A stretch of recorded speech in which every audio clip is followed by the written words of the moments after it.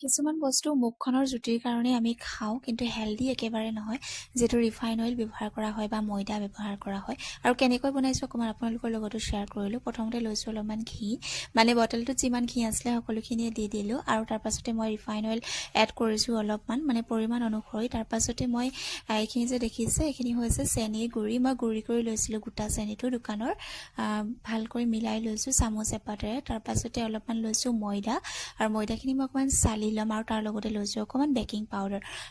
লগতে একেলগতে মানে চালি ল'ম গোটেইখিনি। চালি লৈ পেলাই ভালদৰে আকৌ মিক্স কৰিব লাগিব, কিন্তু মই হাতেই ব্যৱহাৰ কৰিম চামুচৰ সলনি। তাৰপাছতে দি দিছোঁ অকণমান মই গোটা জিৰা কেইটামান দি দিছোঁ। তাৰপাছতে মই হাত ব্যৱহাৰ কৰিছোঁ, হাতখন ভালদৰে ধুই।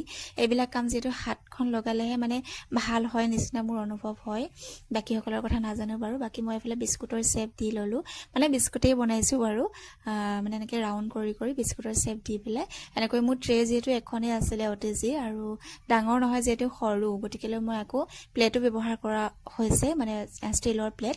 গতিকেলৈ এনেকৈ দুটামান বনালোঁ, বহুত বেছি নহয়, যিহেতু খাবলৈ একো নাছিলে।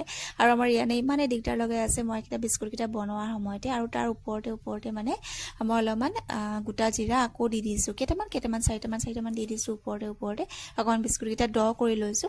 আৰু ইয়ানে চাই আছে, সি মানে ইমানেই দিগদাৰ লগাইছে নহয়, মোক বনাবলৈ দিয়া নাই ভালকৈ, যিহেতু দেউতাকো নাছিলে। কিন্তু লৰালৰিকে কেনেকে কি কৰি বনালোঁ নাজানো, ইমানো ভাল হোৱা নাই, কিন্তু বনাবৰ কাৰণে চেষ্টা কৰিলোঁ। বাকী মই অটিজিত পাতি দিলোঁ, যিহেতু গেছৰ ইমান নাটনি হৈছে, সেইকাৰণে গেছ ব্যৱহাৰ কৰিবলৈ মন নগ'লে।